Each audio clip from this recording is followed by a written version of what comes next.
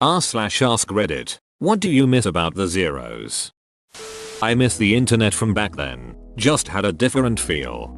I feel like there was a long time where people on the internet did things just because they wanted to rather than to make money or get attention.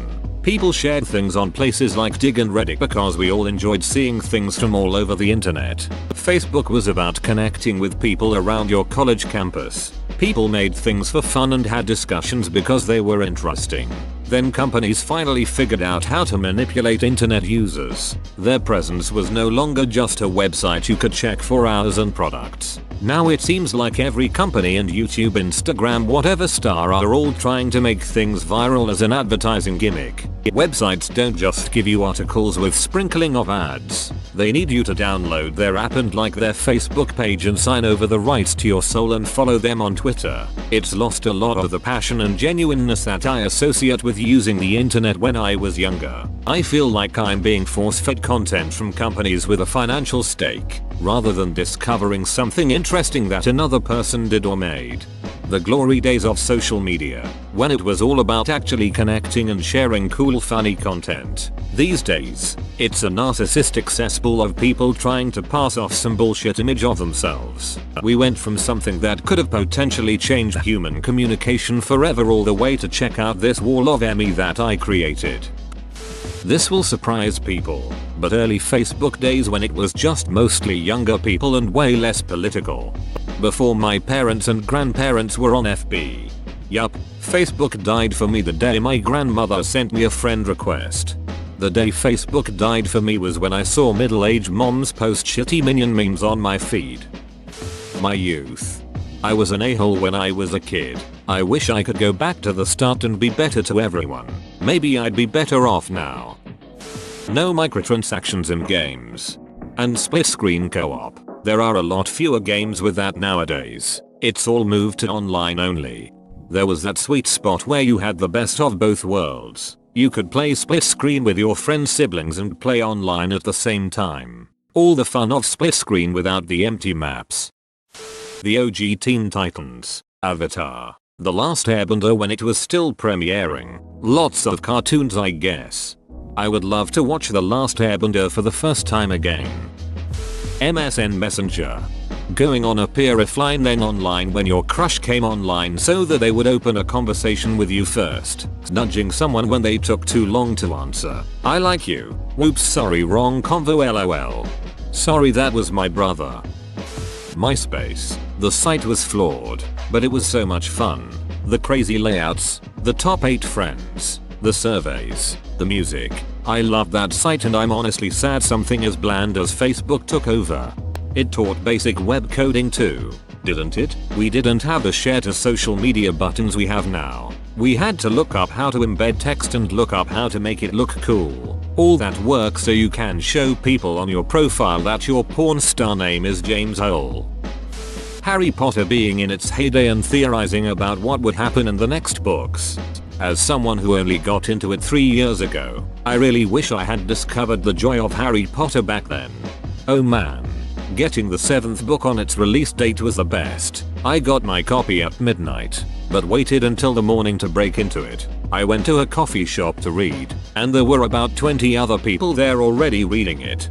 The midnight book releases were such an incredible thing to be a part of, especially because I was roughly the same age as the main characters for each book. I wouldn't sleep until I'd finished. Everything from learning the book title, to wondering what would happen in the next one, to dressing up for the release and being surrounded by people just as excited as you are, to finally getting the 7th book and literally reading through tears from The Prince's Tale onwards. I don't think anything will ever be quite like it.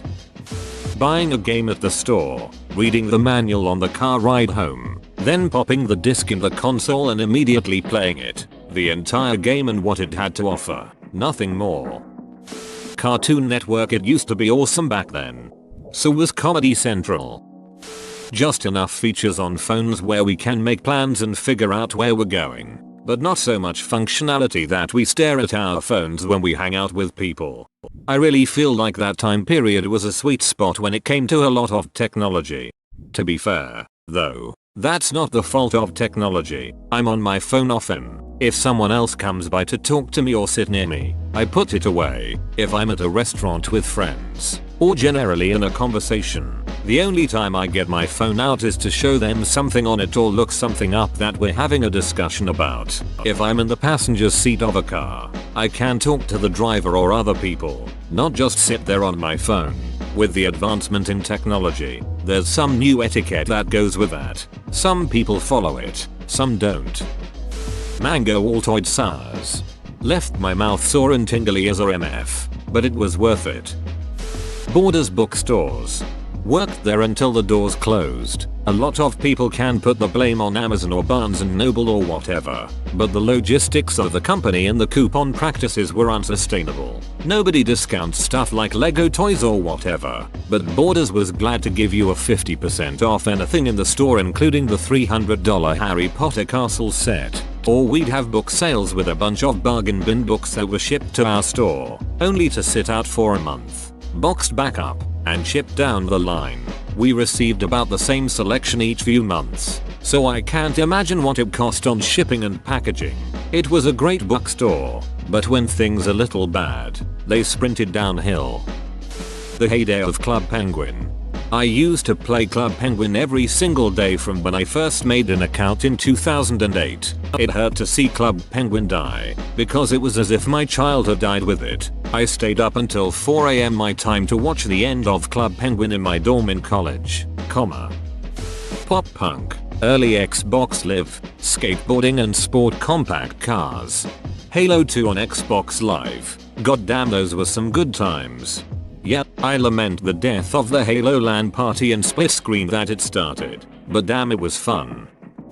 I miss the flip phone era from like 2006 to 2010, for me at least. I was just better at communication back then. I was on 7th grade to mid-high school back then, and if I wanted to talk to a girl I'd call her. Texting wasn't unlimited for a lot of people. Also, I remember the exchange of CDs with my friends growing up, which we would rip to our computers. The entire way I interacted was different. Now there's Snapchat and all these dating apps and Spotify, which is nice, but if I tried my old game of calling a girl up at 9 PM to chat, it would fail. Most likely. I guess I just miss the need for more old school interaction, but there's no going back now.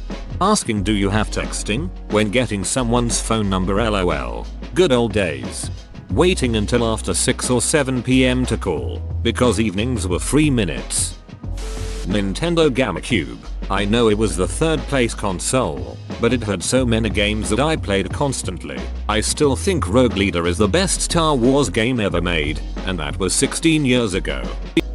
Starting a game unsuccessfully, only to remember that you forgot to move the .exe from the crack folder. Debating which antivirus software was better than Norton.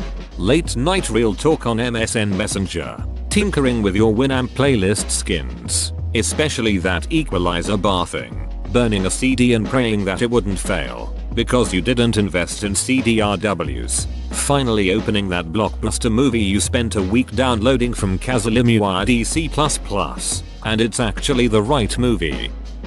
The fact that although cell phones were ubiquitous, which meant easily staying in touch with everyone, smartphones were in their infancy, thus fewer obnoxious pedestrians with their faces buried in an iPhone. You were either on team flip phone or team sliding phone. The innocence of 2000 and early 2001, when the world was optimistic and brimming with hope. The amount of freedom we lost in the name of freedom is quite staggering. Haven't seen anyone else say it, so I'll do the honors. Emo girls. I miss emo girls. That shit is 200% back, but you're too old for the new ones. The old-fashioned PC, Windows XP and the pre-Facebook internet. I get such nostalgia pangs when I remember sitting on my dad's old PC, playing computer games and watching old, non-professional videos. Overall, I just miss the overall aesthetic of the zeros. Everything was all gritty because it was barely a new millennia and nobody knew how the future would look like. Companies back then had overcomplicated logos to help them stand out from the rest of the crowd. Everything felt more real than the oversimplicity of today, and I truly miss that. The whole Y2K aesthetic where everything was blobby or glossy, or looked like it had come out of the Matrix, was such a great time to be alive. Everything looked so cool. I graduated high school in 2001. I'll always remember my yellow Sony Discman connected to the tape deck in my 94 Saturn SL2. It was a stick shift too. The anti-skip didn't work great, but I loved my collection of CDs I had going in the visor. Primus, Rush, Tool, Pink Floyd, and my skateboard in the back seat. I believe it was a maple deck, with Destructo trucks, Powell bones, and some really old Spitfire wheels. That car will never die. It had 280,000 miles on it when the odometer broke. I sold it for $100 to a friend and he drove it for another year before selling it again. It's still out there somewhere. Early 2000s had the most fun clothes. Every damn thing I owned at that age had glitter or rhinestones. Also capri pants, flare leggings. Someone I knew had a belt that was made from a seatbelt and then decorated with bottle caps. She started a trend of everyone buying that belt. The clothes were so colorful and tacky. Maybe it's just because I'm an adult, but clothing trends seem more boring lately.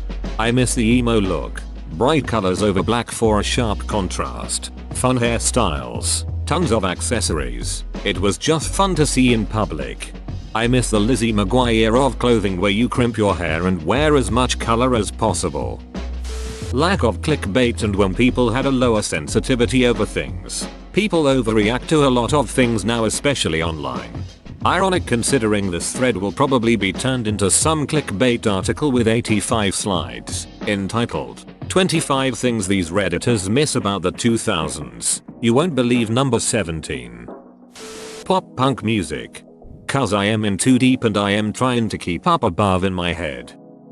The old VH1 with all of the stupid reality shows and the I Love the XX's decade shows. Movies hype. Lord of the Rings trilogy, The Matrix trilogy, Spider-Man trilogy. I went to university both early and late in that decade.